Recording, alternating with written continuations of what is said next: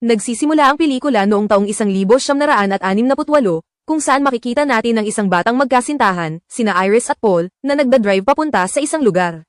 Nakapiring si Iris at halatang excited na excited siya, dahil may sorpresa si Paul para sa kanya. Pagdating nila sa destinasyon, tinanggal na ni Paul ang piring ni Iris, at gulat na gulat ito nang makita kung nasaan sila, isang bagong tayong restaurant na ang pangalan ay Skyview, isang napakataas na gusali na tanaw ang buong syudad mula sa itaas. Masayang pumasok ang dalawa. Pero habang naglalakad, napansin ni Iris ang isang batang nagnanakaw ng barya mula sa wishing fountain. Sumakay sila sa elevator kasama ng maraming tao, at pagdating nila sa pinakaitaas na palapag, sinabi ni Paul sa host na may naka-reserve silang table. Pero humingi ng paumanhin ang staff, puno na raw ang lahat ng mesa dahil opening night. Medyo nahiya si Paul, pero tinapak siya ni Iris at sinabing ayos lang yun. Imbes na malungkot, nagyaya siya sa bar para doon na lang sila tumambay. Habang nasa bar, namangha si Iris sa napakagandang view ng buong syudad. Pero ramdam din natin ang kaba niya, kasi sobrang taas nila. Maya-maya, habang nagsasayawan ang mga tao sa glass floor, may bartender na nagbukas ng bote ng alak. Tumalsik ang cork pataas at tumama sa chandelier. May nabasag na parte sa chandelier at nahulog ito sa sahig, nagdulot ng maliit na crack sa glass floor. Sa banyo, sumusuka si Iris, mukhang masama ang pakiramdam niya. Doon rin natin makikita ang batang lalaki kanina, at ang nanay niya ay isa sa mga kumakanta sa restaurant. Tinanong ng singer si Iris kung ilang buwan na siya buntis. Medyo nahihiyang sumagot si Iris, 1 o 2 buwan pa lang daw, at hindi pa alam ng boyfriend niya. Pagbalik nila ni Paul, dinala siya nito sa terrace para magpahangin. Habang pinagmamasdan nila ang syudad, biglang nagsabi si Paul ng I love you, at lumuhad para mag-propose. Masayang tinanggap ni Iris ang proposal at doon na rin niya sinabi na buntis siya. Tuwang-tuwa si Paul sa balita. Habang nagke-celebrate sila ng engagement nila, makikita natin ulit yung batang pasaway, naghulog siya ng coin mula sa taas ng building, pero dahil sa malakas na hangin, napunta ito sa ventilation duct. Doon na nagkaproblema, na-stuck ang coin sa loob at nag-jam ang fan. Hindi alam ni na Iris at Paul ang panganib. Bumalik sila sa restaurant at nakisayaw sa mga tao, pero unti-unti nang nabibitak ang salamin sa sahig na sinasayawan nila. Samantala, yung baryang naipit sa fan, nag-trigger ng sunod-sunod na sira, nagkaroon ng gas leak at nagsimulang tanggalin ang mga tornilyo. Dito na naramdaman ni Iris, may masamang mangyayari. Pero bago pa man makakilos si Iris, bigla na lang bumigay ang salamin sa ilalim nila, at maraming tao ang sabay-sabay na nahulog sa kamatayan. Si Paul naiwan na lang nakasabit sa isang piraso ng salamin, habang si Iris, wala siyang nagawa kundi panoorin siyang dahan-daang mabitawan at mahulog, hanggang sa tuluyang mamatay. At habang nangyayari ito, lalong lumalala ang kaguluhan. Sa gitna ng panik, isang chef ang aksidenteng nakasunog ng isang babae. Nataranta ito at tumakbo sa paligid ng restaurant habang naglalagablab. Dahil sa takbo niya, nataman niya ang bahagi ng kusina kung saan may tagas ng gas at bomb. Isang napakalakas na pagsabog ang sumabog sa buong gusali, at maraming buhay ang nawala. Isang empleyado ang nagsabi sa mga nakaligtas na dumaan na lang sa emergency stairs. Pero habang sabay-sabay silang bumababa, gumuho ang parte ng building, at mas marami pang tao ang namatay. Si Iris, nanginginig sa takot, pinanood kung paanong unti-unting nagkakabiyak ang buong estruktura. May mga tao ring nahuhulog mula sa mga nabasag na bintana. Tapos, biglang gumalaw ang isang malaking piano. Yung baryang itinapon ng bata kanina, bumagsak sa piano. At dahil dito, bumagsak din ang mabigat na piano, at nadaganan ang mga natitirang taong buhay pa. Samantala, yung batang pasaway kanina, tuwang-tuwa pa siyang ligtas siya. Pero sa isang iglap, nadaganan din siya ng piano. Tumigil ang kanyang halakhak, habang buhay. Pagkakita sa lahat ng yun, napaluhod sa iyak si Iris. Pero bigla niyang narinig ang iyak ng bata, yung anak ng singer kanina. Buhay pa ito. Dali-dali siyang tumakbo para iligtas ang bata, pero gumuho na rin ang parte ng kinatatayuan nila. Naiwan silang nakasabit sa isang piraso ng semento. Ang nag-iisang bagay na kumakapit sa kanila ay ang singsing ni Iris, pero dahil sa bigat, napunit ang balat niya, at pareho silang nahulog sa kamatayan. Biglang nagkatang eksena sa kasalukuyan. Isang batang babae na ang pangalan ay Stephanie, biglang nagising sa gitna ng klase habang sumisigaw dahil sa nakakatakot niyang panaginip. Kinagabihan, inulit na naman ang bangungot. Muli siyang sumigaw sa takot, at sobrang inis na ang roommate niya. Sinabi ni Stephanie sa roommate niya na ang babae sa panaginip niya ay ang pangalang Iris. Parehong pangalan ng lola niya. Pero ang problema, hindi pa niya kailanman nakilala ang lola niya, at hindi rin niya alam kung buhay pa ito. Kaya sabi ng roommate niya, umuwi muna siya at subukang hanapin si Lola Iris, baka sakaling tumigil na ang paulit-ulit na bangungot. Kinabukasan, umuwi si Stephanie at tinanong ang tatay niya, si Marty, tungkol sa mga lumang gamit ng nanay niya. Gusto niyang maghanap ng clue kung nasaan si Lola. Pero sabi ni Marty, itinapon na niya ang lahat ng gamit nung iniwan sila ng nanay niya noon. Nalungkot si Stephanie, pero dumating ang nakababata niyang kapatid, si Charlie, at sinabing pupunta siya sa bahay ng pinsan nila. Napaisip si Stephanie at sumama na rin, umaasang baka doon siya makakuha ng sagot. Maya-maya, nakarating sila sa bahay ng Uncle Howard nila, kapatid ng kanilang nanay. Nakilala nila ang tita Brenda nila, at mga pinsan na sina Eric, Bobby, at Julia. Sinabi ni Stephanie kay Uncle Howard na paulit-ulit ang panaginip niya at naaapektuhan na ang grades niya sa school. Gusto lang daw niyang mahanap si Lola Iris, baka ito ang sagot sa lahat. Pero sagot ni Howard, si Iris daw ay isang babaeng may matinding problema sa pag-iisip. Nung namatay daw ang tatay nila, ayaw silang paalisin ni Iris sa bahay. Naniniwala raw si Iris na may kamatayan na sumusunod sa kanila. At dahil lumala ang sitwasyon, kinailangan na ng gobyerno na kunin sila at dalhin sa foster home. Pero kahit doon, hinanap pa rin sila ni Iris. At nang ipinanganak na ang mga apo, nagsimula raw si Iris magpadala ng nakakakilabot na mga sulat, may kasamang litrato ng mga patay na tao. Binalaan ni Howard si Stephanie, delikado raw ang lola niya, at dapat layuan ito. Pero hindi nagpatalo si Stephanie, ayaw niyang sumuko. Nakiusap siya kay Tita Brenda, at sinabing unti-unti nang nasisira ang buhay niya dahil sa paulit-ulit na bangungot. Pakiramdam niya, mababaliw na siya. Naawa si Brenda at sinabi sa kanya kung nasaan ang drawer kung saan nakatago ang mga lumang sulat ni Iris. Pagkakita niya sa lumang litrato ni Iris noong bata pa ito, nagulat si Stephanie, siya ang babaeng laging nasa panaginip niya. Sunod na eksena, nag-drive si Stephanie papunta sa isang malayong lugar para makilala sa wakas ang lola niyang matagal nang hindi nakikita.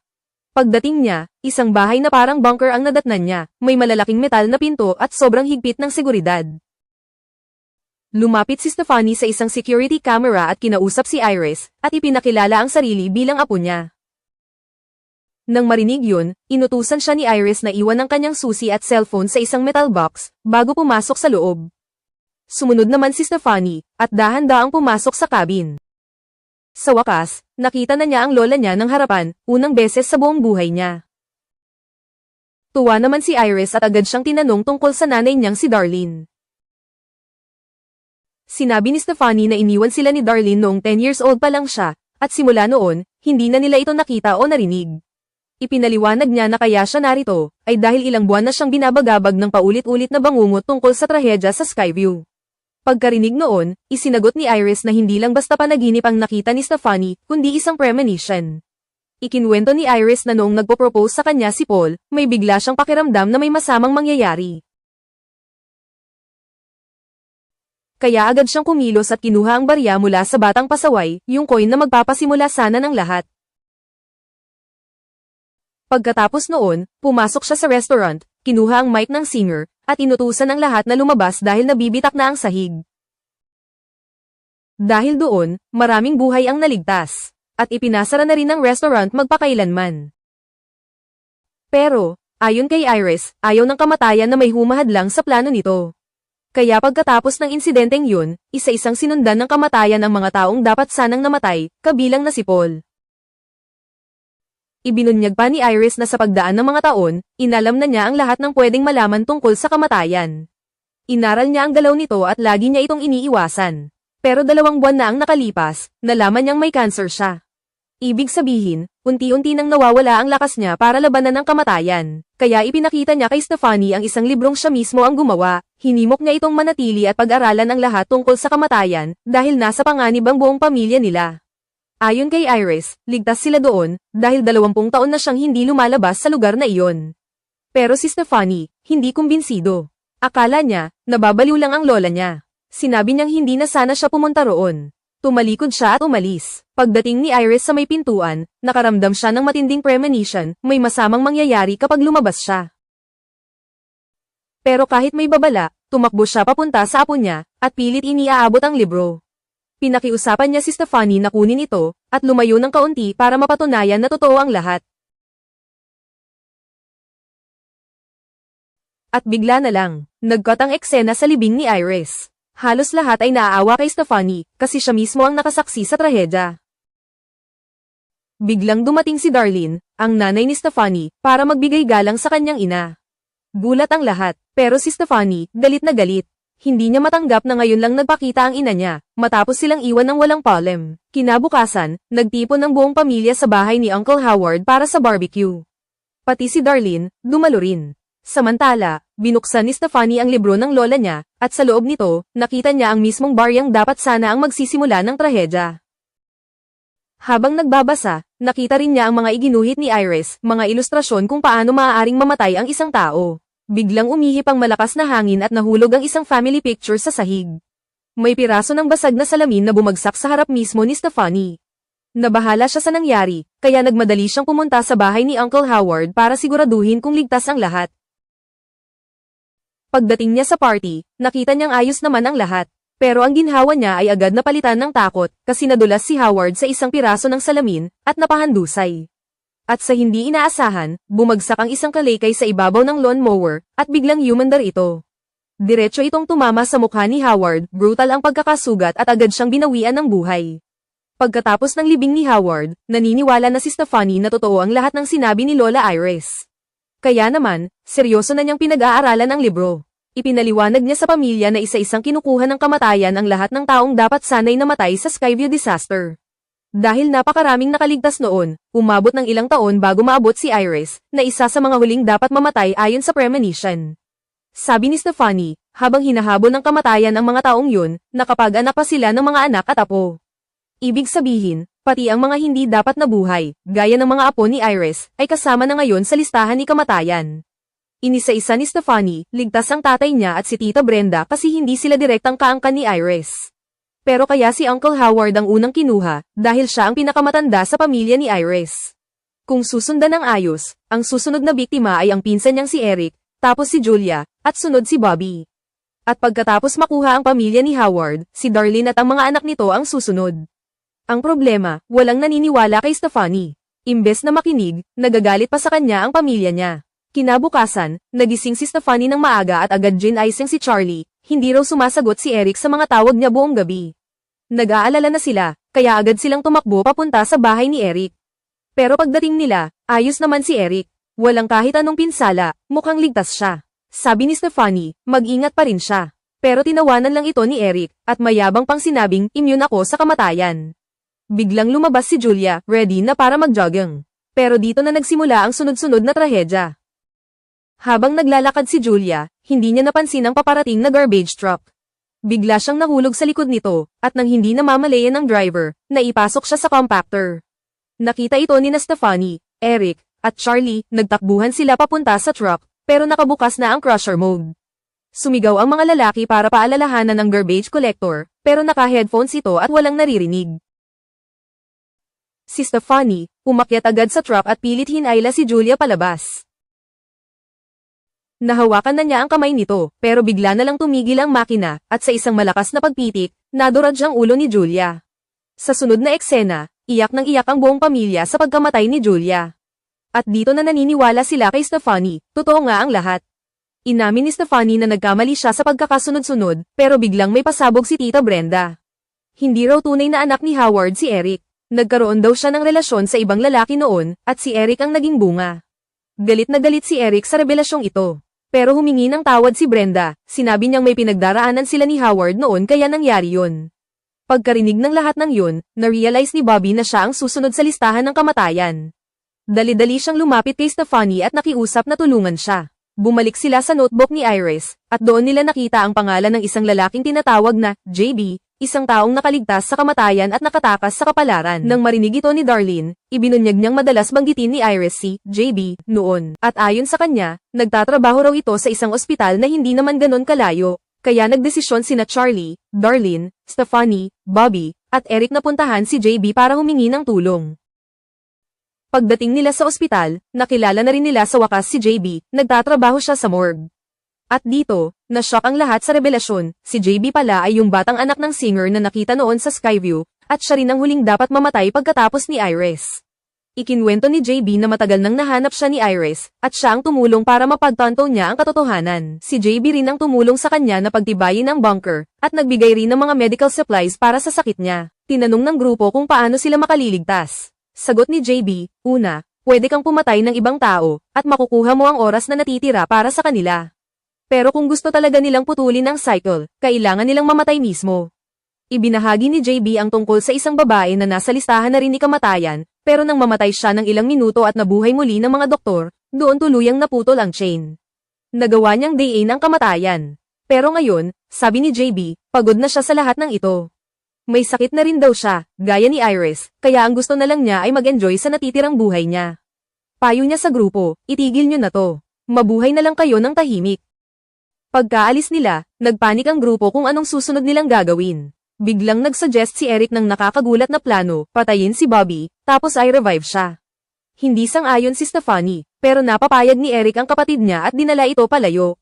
Ang plano niya, pakainin si Bobby ng peanut butter, dahil allergic siya rito, at dahil nasa ospital sila, mabilis siyang mare-rescue ng mga doktor. Sinubukan ni Eric kumuha ng peanut butter cup mula sa vending machine, pero nag-malfunction ang coil, kaya binasag niya ang salamin para makuha ito. Pumasok sila sa isang kwarto na may MRI machine, na aksidenteng napaandar ni Eric. Pagkatapos, kinuha niya ang EpiPen ni Bobby, at pinakain na sa kapatid ang mani. Hindi nagtagal, nagsimula na ang allergic reaction ni Bobby, hirap na siyang huminga. Dali-daling dinala siya ni Eric sa emergency room, pero hindi niya namalayan na na-activate niya ang MRI gamit ang phone niya, at biglang tumindi ang magnetic force ng machine. Hinailan ng malakas na magnet ang lahat ng metal sa paligid, kasama na ang mga piercing ni Eric, kaya napasigaw siya sa sakit.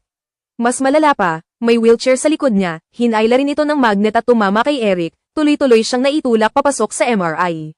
Brutal siyang naduraj at naampil ng mga matutulis na bakal, at wala nang nagawa ang kapatid niyang si Bobby kundi mapanood ito habang hirap siyang huminga. Gumapang si Bobby papunta sa katawan ni Eric, at nakuha niya ang EpiPen, na iturok niya ito sa sarili just in time. Akala mo okay na, pero bigla na lang may nurse na bumukas ng pinto, at may matulis na metal object mula sa labas na naipuwersa papasok.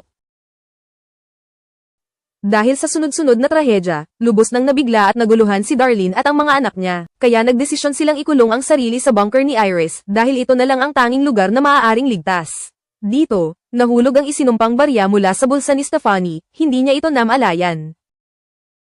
Ilang sandali lang, may matandang babae na napadaan at napulot ang coin. Kinuha niya ito at inuwi. Maya-maya lang, nakarating na sina Stephanie, Darlene, at Charlie sa bunker ni Iris. Pero na-jam ang seatbelt ni Stephanie kaya hindi siya makalabas. Kahit ganun, hinimok niya pa rin ang dalawa na pumasok na agad sa loob, dahil hanggat ligtas si Darlene, hindi sila pwedeng mamatay. Pero bago pa makapasok si Darlene, biglang may sumiklab sa loob ng bahay, isang malakas na pagsabog. Tinamaan si Darlene ng husto, at sugatang-sugatan siya. Sa parehong oras, tumilapon ang sasakyan nila at lumubog sa tubig.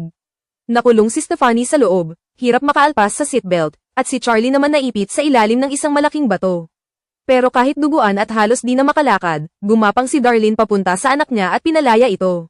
Sa kasamaang palad, may bumagsak na poste ng ilaw at tinamaan si Darlene, ikinamatay niya ito. Nagmadaling tumakbo si Charlie papunta sa ate niya, at naialis siya sa loob ng sasakyan. Hindi na humihinga si Stephanie, pero sa paulit-ulit at desperadong pagsubok ni Charlie, nabuhay niya ulit ang kapatid niya. Napaiyak silang dalawa, pero sa wakas, masaya silang buhay si Stephanie ulit. Ibig sabihin, posibleng nabasag na ang sumpa, pero kahit ligtas na sila, nalungkot silang magkasama habang iniiyakan ang pagkawala ng kanilang ina. Lumipas ang ilang araw, bumalik na sa normal ang lahat. Dumating si Charlie sa bahay ng kanyang prom date, kasama si Stephanie. Pero hindi kalayuan doon, nahulog ng matandang babae mula sa ospital ang cursed coin. Gamulong ito papunta mismo sa gitna ng train track. Sa parehong oras, kinilala ni na Charlie at Stephanie ang ama ng prom date, isang doktor. Habang nag-uusap sila, proud na ikinwento ni Stephanie na nabuhay siya mula sa kamatayan, dahil iniligtas siya ng kapatid niya.